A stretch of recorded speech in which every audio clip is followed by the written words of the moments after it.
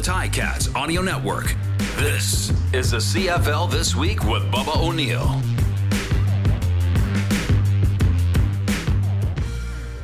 A 10-turnover thriller in Winnipeg. Vernon Adams was rhyming and stealing. No Masoli, no chance for the Red Blacks, and once again, Edmonton football fans go home empty. Welcome to the season debut of the CFL This Week on the Ticats Audio Network. I'm Bubba O'Neil. Thank you for joining us. We are the #1 podcast for CFL information and opinions with guests who are certainly in the know. We'd love for you to hit that subscribe and rate the show, please, because it certainly helps us in the long run. Time for our Week 1 co-host from the Canadian Press. He is Dan Ralph, covering the likes of the Tiger Cats and the Argonauts. Dan, always a pleasure. My pleasure. Thank you. Hey, he is the sports editor for the Regina Leader-Post. Taylor Shire for nearly 3 decades. Also, we bring in the likes of Calgary Stampeders, Mark Stevens. Appreciate both of you. Let's talk some football. What do you think, guys? Go for it. Thanks for having me. All right, quite simple off the top. I'll start from you, Mark. The biggest surprise of the week was? Well, I guess I'd have to say the fact that Hamilton gave up so many points. I thought they were, loading up, and they faced a very good Winnipeg team. I'm not going to argue with that, but giving up the number of points they did, that was quite a surprise. And I guess a close second is how Edmonton couldn't punch it in from the 1 yard line on 3 tries. And it's not just that they would have won a game, but the lift that would have given the franchise, which has been downtrodden because of their inability to win at home. Those are sort of two things that jumped out to me. Taylor? Biggest surprise for me, probably the play of Trevor Harris, honestly, in Saskatchewan. We know what he can do. He threw 2 interceptions, which is not unlike him, and threw it for under 200 yards. Yet his team still managed to help him out and get the win. Of course, the strong play of the defense. So that was one for sure. And then I think over in BC, the play of Vernon Adams Jr. Obviously, the Lions were going to take somewhat of a step back without Nathan Rourke this year. Vernon Adams Jr. Looked like a pretty capable candidate to take over for Rourke this year. Of course, we know what he can do, and he's shown good stuff before. Now, can he put that together for a whole season? Dan? Well, I'm surprised that the Argos are one. Oh, sorry, they didn't play. I wasn't surprised with Winnipeg, and I'll start with what I wasn't surprised with. And I wasn't surprised with BC, just because I think both those organizations show you what continuity at quarterback means. I was surprised at Winnipeg special teams prowess against Hamilton. Their head coach is arguably one of the better special teams coaches in the league, and the Ticats were able to climb back into it thanks to great special teams play. And I was surprised at what I saw last night, and that's I'm going to be writing about it today. I don't disagree with the stance that Craig Dickinson and the Riders took going forward on 3rd down. I question rolling out an immobile quarterback and exposing him to a big hit, and especially when I think Craig Dickinson said after the game he was pretty sure they were going to give the ball back to Edmonton with at least one play on the game. I would have run the ball if it were me. They ran the ball effectively from the 3 on that drive, and I would have, if you're going to give up 3 seconds or you're going to give up 5 seconds, I would have given up. I would have run the ball hoping that maybe Morrow or Hickson could break it and get a first down. And if they get a first down, the game's over. So I would have done it differently. But that surprised me at the end. And also the fact that Edmonton couldn't punch the ball over from the 1. That's stunning. Taylor, you cover that team. What were your thoughts on that? Yeah, that was surprising to me. Obviously Harris was wanting to kill the clock with how many ever seconds left. And you have a pretty mobile backup quarterback in Shea Patterson who can scramble and run around and obviously heave it downfield. So Craig Dickinson actually did say post-game, he's like, in hindsight, I probably should have put somebody else out there, because when Harris takes a big shot to the hip and goes down like that, everybody kind of gasps. And, that's their $500,000 quarterback. You don't want to see him taking a hit, especially in kind of a meaningless play in week 1 when anybody else could have taken that snap. So whether they could have ran the ball, they could have kicked a field goal, they could have punted, they could have let a backup quarterback in. That was very much a surprise to me, and I think Dickinson would probably take that back and put somebody else in if he got to do it again. Yeah, I'll follow that up too, Taylor. I mean, I have no problem with Trevor staying in the game. I really don't.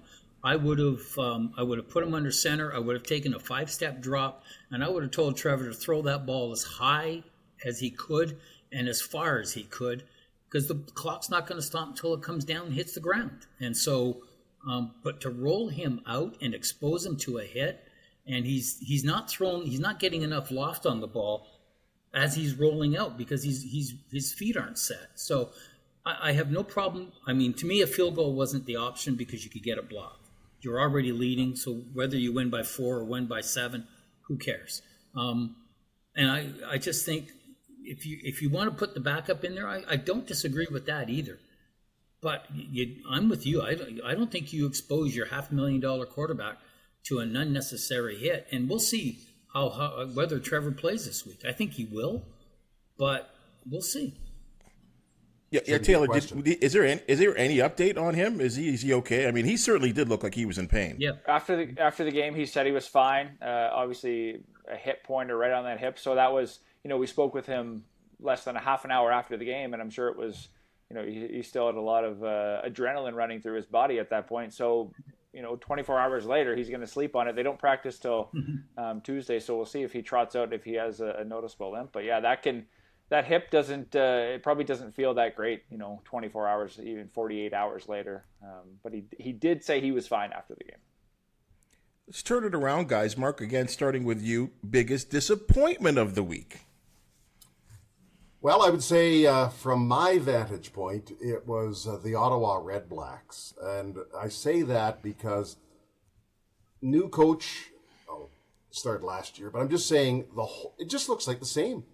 From last year, was this game 1 of 2023 or game 19 of 2022? I mean, are they making any progress? I mean, they've been at or near the cellar for the last 4 years, and I don't know if there's any spark coming for the team, but they need it quickly. So they were a disappointment as well. And, second, the Stampeders did not play particularly well. They've got to pick it up as well. And I think they're capable of doing that, but we can't talk about it. They've got to show it. But to me, it was just Ottawa, and just it just doesn't look like they're making any progress. Taylor? Yeah, I would agree with you, Mark. When they get Masoli back, I think they'll take a step forward. So, temporarily, I don't think they're going to take much of a step forward without him, with Arbuckle at quarterback. I think the biggest disappointment for me, other than the Dickinson leaving Harrison for that last game, which was certainly quite a head scratcher and a disappointment, was kind of I don't mean to pick on the Stamps, but not only the play of the quarterback, Jake Mayer, but also the attendance. When you have an opening game of the season, and it's trending that way for the Riders here in Saskatchewan as well. They're not close to selling it out. There's not going to be a packed house like there was in years past. So I'm just kind of disappointed in the lack of attendance in Calgary, upcoming here in Saskatchewan, and kind of across the CFL. Edmonton obviously had a good showing last night with 33,000 or whatever it was. But yeah, I would say I'm just kind of disappointed in the overall trend of crowds for season openers. BC looked like they're going to be okay. Yeah, and that's where other teams need to take a page out of their book and start attracting fans in different ways, and not, here's our football game and please show up, right? That's really what a lot of teams are just doing is what they've done in the past, and obviously there needs to be new strategies and new ways to get, whether it's new fans, old fans, fans that have been around for years. There's lots of people canceling their season tickets because it's just not worth it anymore. So what are the teams doing? I think BC is the leader, and Edmonton for that matter. I think Victor's doing a good job there in attracting all sorts of fans. So I think the other teams need to take notice and start doing some different things to attract fans. Mark, in Calgary, does it have anything to do with McMahon? I mean, that would be the oldest facility in the league, I would presume. Two things. Yes, it is used as an excuse by a lot of people, and there are certainly some challenges, particularly when you go into the concourse area and the washrooms. It's an antiquated stadium built for another era. So yes, it is an excuse. There aren't seat backs on every single seat. So it is a problem. It's become an old facility, and between the goal lines, there's some really good seating. It's probably as good as there is, but it's everything else, and it's become such an issue. I think a lot of people use it as a bit of a crutch. I will say, though, McMahon Stadium has a lot of challenges. I'm there every day, so I know them. As long as Montreal's in the league, McMahon can never be the worst. I'll tell you that. Dan, biggest Sorry, disappointment. that's a museum with a football game thrown in. Dan, biggest disappointment to you. Yeah, I would agree with Ottawa. I've tempered my enthusiasm and expectations until Jeremiah comes back. I think they become a different football team. My disappointment is the Elks. I mean, to me, you had an opportunity. I don't understand, and somebody indulge me here. You've got Taylor Cornelius, who's 6'5", 230. Why isn't he running the offense on the goal line? And he's more mobile. I just think, I get first and goal, you go for it. I get wanting to run the ball. I don't know. I might have tried to play action on second down and try and get a cheap one. We've seen you line up an offensive lineman as a tight end and you let him flow into the end zone and he's wide open. Just something. I'm being nitpicky, but I just think when you got a 6'5", 230-pound quarterback, to me, he's your second down quarterback. I get that you don't want your starter in there, but on the 1 yard line with that momentum shift was monumental. You score there and you're ahead with 4 minutes left. To me, that's what I would have done. But I'd say Ottawa and Edmonton were my two disappointments. Well, and remind me here, Kyle Loxley, is he not more of a wide receiver type? Like, is that not his true position? He's just athletic, right? And I think if you look at the history of getting 3 chances from the 1 yard line, I think odds are in favor of the defense overall, the offense overall. Probably 80% or 90% most teams would score given 3 chances, and there's always a chance for an offside or some sort of penalty that would give you a fresh set of downs. But there's not too many times where you see a defense make 3 stops like that. And even chatting with Roland Milligan, who made the stop on the third down play, he said that they knew they were running the ball. The Riders defense knew they were running the ball with Kyle Loxley, and that's what they were trying to do, just put their head down. And obviously on the third down play, he tried to go around the corner, and Milligan made the stop in the backfield. But yeah, I think if you leave Cornelius in there, he has the option to keep it himself, roll out, hand off, run pass option, throw it to the back of the end zone. There's a lot of different plays, but I still think Jones and the Elks would do the same thing next time, because the history shows that the offense does score more times than not on that play. In terms of disappointment, I guess based on my social media, and Mark, I'll come to you with this, and because you've known the man for a long time, I'm getting littered with the Bo Levi Mitchell disappointments, and you guys have not said that. So I'm presuming, Mark, knowing him, seeing him for a decade, that you expect more in week 2. Yeah, I hear you. That's fair enough. I mean, they invested plenty in him to, but maybe it'll take a little time, and we'll see what happens. But you're right; it was not a vintage effort, and he's going to have to pick it up in a hurry. So yeah, I guess I would put him in that category, that he can play much better, I think, and see what he does in week 2, because obviously all eyes are on him. The Ticats extended themselves very, very heavily to pull him in, so we'll see what happens there. Dan, you've seen a lot of him at training camp, and I thought every time I was at training camp, I was surprised at how sharp and how there seemed to be a building chemistry with a lot of his wide receivers, but that was not the case on Friday. Yeah, and I mean, even he said it's probably going to take him 4 or 5 weeks to get into sync, and I get that. I mean, he played what, a quarter in the exhibition season? And so, I mean, two series. Yeah. 2 series. Yeah, so I mean, to me, Friday, this week's game was a continuation of that development of chemistry. So, and we saw it with, like I said, I come back to BC and I come back to Winnipeg. You've got guys that are in starting positions that they held at one point last year, and I think there's some familiarity there. I'm not so worried about him getting into sync with his receivers. I'm more worried about him playing 18 games and being healthy. And I think if he plays 18, I think they'll be in good shape, to be honest. I'm not overly worried about the first game, because he wasn't the only the new quarterback to struggle. I mean, we talk about Trevor. Cody Fajardo didn't exactly set the world afire in Montreal either, and so I'm more worried about his long-term health than I am his ability. Okay, so and running right off that, then Taylor, like we're looking at those three quarterbacks that Dan just mentioned, high-profile quarterbacks. We look at the fact that, in my opinion, scoring was not there, except for the Winnipeg and Hamilton game, which was bonkers. When a lot of that was scored, at least for Hamilton, defensive touchdowns, special teams touchdowns. Zach Collaros looked great, but with the exception of Zach, based on the performances of the quarterbacks and the defenses and the offenses, should we be looking at maybe 3 preseason games to get these guys more acclimatized to each other? So this way our week 1 product is, a far superior product than what we saw this week? Yeah, it's not a bad idea. However, you'd have to get the teams to buy in as well and to commit to playing their starters for a full game and not use it as another evaluation game where all the backups are just getting another chance. So you'd have to have buy-in from the teams, and I don't know if you can say that, okay, you have to play your starters for the second preseason game and then give them a chance to get warmed up. Obviously, every team would take a different approach to it, but a team could very well say, oh yeah, sure, another preseason game, we'll evaluate these backups and give them one more chance. Obviously Trevor Harris played 1 drive for the Riders and looked good in the preseason, and then they pulled him. And didn't he protest to the coach that he needed to play more? He wanted to stay in, and Dickinson said, we've seen all we need to see from you, and you threw a touchdown pass, and you avoided a blitz, so you're good. Come out. But yeah, Harris did try to get back into the game, obviously, being a competitor. So I think the players would want that game, that extra preseason game to get tuned up. But I don't know if the teams and the coaches and the management would to risk more injury in basically a meaningless game, right?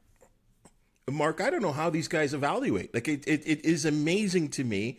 I can look at the Hamilton example. There was as much as 100 guys throughout the entire training camp process, and you've got to knock it down to 46 plus 15 guys on the practice roster.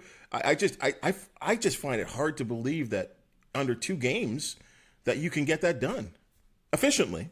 Yeah, I hear what you're saying, and every team's in the same pickle about evaluating, and I guess I'll go the other way. I think there's too much time spent on evaluation and not enough getting your regular unit together. I'm not making excuses for the Calgary Stampeders who have to play better, but that was really the first time that many of their starters had played together at the same time, at least in a sustained period, and I'm sure other teams had the same problem. So, maybe it's too much evaluation. You're trying to get all these guys done, and you have to tilt the scale a little bit more towards prepping for game 1, your first week opponent. But it is an issue, Dan? I agree. Dan, your thoughts? Yeah, ditto. I don't like exhibition anything, and exhibition football is difficult to watch at the best of times. But I think there's something to be said when you only have guys playing a quarter or, 1 or 2 drives. It's hard to get into sync. And now I know they put a lot of emphasis on evaluation during practice, and I get that. But with the limited number of padded practices, what are you evaluating, really? I mean, you're evaluating guys one-on-one or in drills, and there's merit to that. But everybody will tell you football is about plays, about guys playing, and there's precious little of that in today's game because of the lack of padded practices and only 2 exhibition games. So the first month of the season, to me, has always been an extension of training camp. Especially with the quarterbacks wearing the red jerseys, like "Do not touch me." I mean, it's got to be a real hard thing, and because and again, I'll use the Bo Levi thing. It's easy to drop back and set up, and knowing you're not going to get hit, or you might have to step up into the pocket and let the ball fly without getting drilled. So I find it very interesting to see that you got to be able to evaluate some guys. And I know in Hamilton's example, they spent a lot of time examining the 3rd quarterback, like even more than Matthew Schultz, who's the 2nd quarterback there, Dan. Yeah. Well, I think you have to, because you know what you got with Bo, you know what you got with Schultz, and I think that comes back to the veteran thing that I was alluding to earlier. I look in Toronto where they've got Chad Kelly, who's in his 2nd year, and they got 3 guys behind him that are in their 1st year of Canadian professional football. So a lot of evaluation goes into the number 3 guy, or in Toronto's point of view, from the number 2 and number 3. So, it's a quandary. There's no doubt. And, you hope, like heck in Toronto's case, that Chad Kelly plays 18 games, because based on what I saw at their training camp and exhibition games, there's not much proven talent behind him in terms of CFL experience anyway. I'll just jump in here for a second. Right. I'm just going to jump in here and jump on Dan's point. I really like what you said about, you use the first few weeks of the season to sort of build more of that chemistry, and that's really what it's going to be. And you see it all across the CFL's offenses usually start slow in the first few weeks, especially with a new quarterback on a new team. And that's sort of, it's a long season, and a lot of teams do make the playoffs in the CFL. So, if it takes a few weeks to get your offense rolling, then so be it. You're not necessarily out of the playoffs, right? And so that's, the games matter. They want the starters to play. So I don't think extending the preseason would help. I just think you just allow more leeway in the first few weeks to whether you drop a bad game because your offense played poorly, then so be it. You're not out of it by any stretch of the imagination. So I think that's what it is just the offense takes a few more weeks just to get, their chemistry and their rhythm and get in sync with each other. Well, then maybe CFL fans know I'm not going to go drop my $75 on a game. If that's the case, I'm basically seeing preseason ball for the first 4 weeks, guys. That's tough. Yeah, but then your defense steals you a game, right? I mean, or your special teams step up. It is what it is. It's not pleasant to watch. I loathe exhibition football. I loathe it with every fiber of my being. And if I have to sit outside at Guelph University one more game, I'm not a happy camper. So, but no, I think maybe it is what it is. Like you said, it's going to take a month for you to get in sync.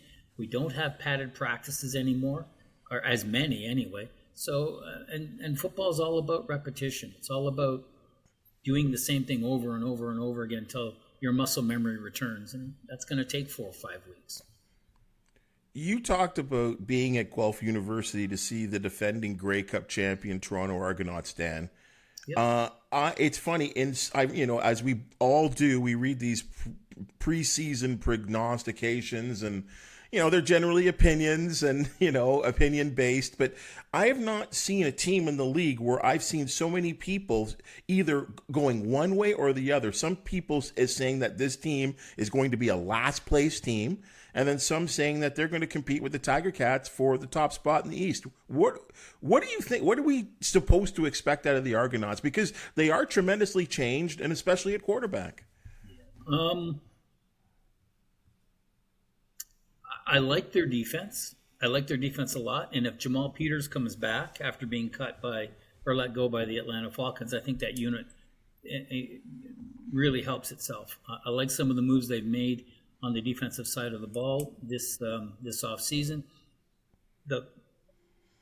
I've watched Chad Kelly in practice and at rookie camp, and he's, I always like to go in with an open mind. I went in with a very preconceived notion of what to expect, and he's surprised me. I think if I could say that the man has matured before my eyes, I think I would. He's not what I expected. He's, when he came up here, you heard all about the off-field stuff and the bravado and what have you, and he's confident. Don't get me wrong, but I actually saw a guy who's really trying to become a leader and put his arm around guys and talk to them, and offensive linemen the same. And I think, and then his quarter of play that I watched at Guelph against Ottawa, he was sharp. He looked like he was in command of the offense. And I'm cautiously optimistic about what I see from him. He's more. We saw in the Grey Cup what his mobility can do. And I think they have to be careful not to rely too heavily on that, because you don't want him to get hurt. If he stays healthy for 18 games, I think they're in the mix as the best team in the East. And I like what they've done defensively. BJ Bird showed me something on special teams during training camp and the exhibition game. I think they can stay in the hunt in the East. I think they will be a contender in the East, so long as Chad stays healthy. Mark, it's crazy. What we saw in the Grey Cup was pretty outstanding, and I can only speak for myself. I had the Blue Bombers as double-digit favorites in that Grey Cup game, and a lot of people did, yeah. And that was a shocking victory. And 15-3, if I remember correctly, against 11-7. And we can get into all that stuff about the 11-7 being against the East and a bad Ticats and Ottawa team. But regardless, can he continue to shock and amaze? Are people out west? There are people saying, hey, yeah, that team can do some damage with that guy at quarterback and a 36-year-old running back, yeah. I believe. Well, it's more the defense. I agree with Dan. I think their defense is really good. I think they do a good job of drafting, retaining Canadian talent. You're right, Chad Kelly. I mean, maybe he is changing right before our eyes, and give him a chance. He's earned it. Let's see what he does. I'm with you. He better stay healthy. But I think they're a pretty good team. I don't see any reason why they can't be toe-to-toe with the Ticats when it comes to the end of the season. They earned the Grey Cup win. They harassed Zach Collaros in that Grey Cup game like he'd never been harassed all year long. So, no, I've got a lot of faith in the Toronto Argonauts, and we'll watch them unfold. Yeah, I know about the 36-year-old running back, but that is just a bowling ball. He's amazing. I like watching him play. So, no, I think there's enough there to make them a very competitive team, and I guess it's the oldest cliche in the book, but until somebody rips the cup out of their hands, they're still the team to beat. Taylor? Yeah, he's not going to – I don't think Kelly is going to have to throw for 403 touchdowns to win the game, right? Their defense is strong enough to keep them in most games. I mean, we saw it in Saskatchewan. You don't need your quarterback to throw a milestone game and put up 50 points for your team to win, right, if you have a good defense. So I really like the storyline of having a new, unproven quarterback. I bet you he has a long leash. I don't know if he starts out slowly, if he'll be around, if he doesn't win his first 3 or 4 games. But I really like seeing new quarterbacks, seeing what they can do, and obviously, give him a chance. I think is what the Argos are going to do, and with the play of their defense, I think he will have a long leash, and I'm excited to see what he brings. Guys, who is under pressure? Right? I mean, we talk about the Argonauts being under pressure. On an individual basis as head coaches, I mean, the change in the CFL is pretty often, we'll say, at the head coaching position. Taylor, who is under pressure and better win some games out of the gate real quick?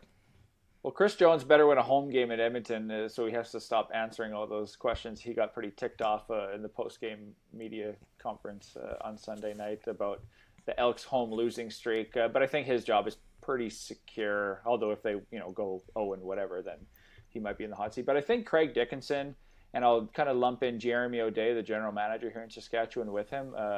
Obviously a very disappointing year last year, on the last year of their contract this year. So anytime you're sort of in your contract year coming off a disappointing year, I think the leash is short. And if they don't get out to a good start, obviously a week 1 win is a good start, but they got to keep stacking these wins. They have Winnipeg this week, and they start with 6 straight West Division games. So you got 1 win, but there's not any easy games coming up here for the Riders. So if Craig Dickinson doesn't keep rolling with this team and maybe stay above the 500 mark by Labor Day, I think his job is safe. But if they start dropping games, he very well might be let go, and maybe the tandem will be let go midway through the season if they're way out of the playoffs by September or whatever. And then, if they don't make the playoffs, or maybe if they squeak in, then there's going to be some serious conversations about if they bring both these guys back next year. So, obviously if they put a good season together, I think they'll be awarded with a couple more years maybe in Saskatchewan, but they very well could go in a different direction if they come out to a bad start. Well, Taylor, you're obviously in that market. I mean, was there a big surprise that they even weren't brought back? Dickinson in particular? I think no, but yes. Obviously, fans here were disappointed, but they also understood that a couple of years prior that this team got almost got to the Grey Cup, 1 crossbar away. So I think Dickinson and O'Day, I'll kind of lump them in together. I think they're sort of a package deal. I think they'll stay together or they'll leave together. I sort of believe that, and they're 2 very nice guys off the field, obviously, but that doesn't really matter when it's really measured in wins and losses. If you're going to stay or go. But I'll say that many were very happy to see them around because they're such nice guys and they've done enough work and they have strong enough resumes to be given those longer leashes and stay an extra year and really, here you go, prove yourself in your final year sort of thing. Mark, is the other Dickinson under any pressure? This is not the same Calgary Stampeder teams I think that we've gotten to know over the years or the last couple of decades. I would say no. He added the title of general manager in the offseason, so I think they get along pretty well in those GM coach conferences. So I don't think he is. No, I mean, I know the team has not won a playoff game since the 18 Grey Cup, but, I don't sense any particular pressure, although I guess there always is pressure anytime you step onto the sidelines. But no, I don't think there's any real flamethrower following him around or anything. Anyone else around the league that you're kind of keeping an eye on? Yeah, well, you touched on it both right there. Obviously, the Saskatchewan picture is front and center with the the brass and the brain trust not extended beyond this year. They're coming off a terribly disappointing season last year. If they are stumbling around at mid-season, it'd be easy to let both go. So I would say those are the two guys that are really under the gun. I think you touched on it too about Chris Jones, that he's got to start to win. Listen, full marks to the Edmonton Elks for filling that building, or a lot of people anyway. It was a tremendous-looking crowd.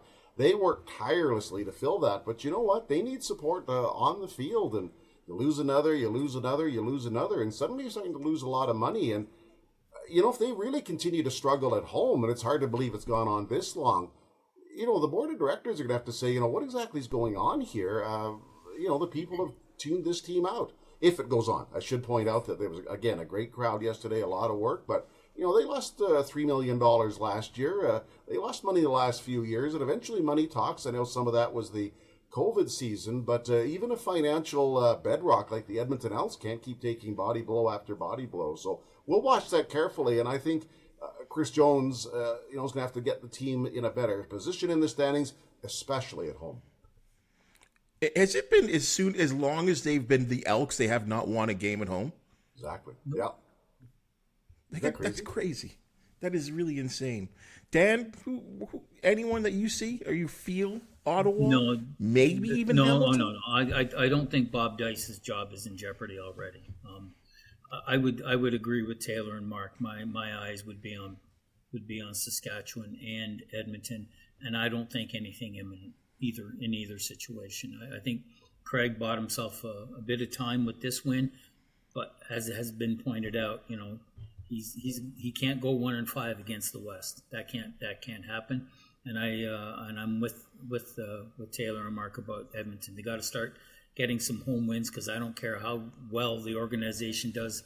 People want to see a winner, and they've had to deal with setback after setback, defeat after defeat since 2019. So winning heals a lot of wounds, and they better start doing it quick, or else if they struggle, I mean, they're on the road this week, and then they come back and play Toronto at home, and so it's not an easy track, and I don't think Chris is going to get fired tomorrow. But if come Labor Day they're struggling again, I'd start watching when their bye weeks are.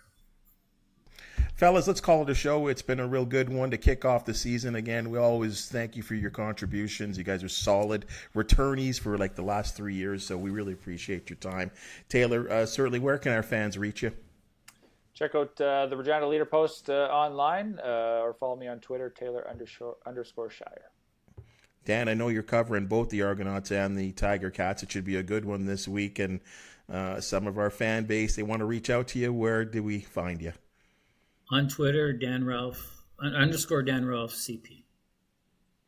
Mark, big game coming up this week, and when those Stamps fans want to go against you or with you, where are they going to find you? Yeah, in Ottawa, battle of the winless so far. The best place is at Twitter, at Mark on Football. So I post a lot of stuff there, and also on Facebook, Mark Stephen, Sports Broadcaster. Thanks, guys. Hey, you've been listening to, or maybe even watching the CFL This Week. I'm Bubba O'Neil again. Please catch us every week on the Ticats Audio Network or wherever you listen to your podcast. And as we always say, please like and subscribe. It really helps us develop the show. And you tell us what you want to hear sometimes, guys. Thank you for listening. Thank you for watching. We'll see you next week on the Ticats Audio Network. The CFL This Week with Bubba O'Neil. Subscribe, like, and get the deepest takes on Canada's game every Monday.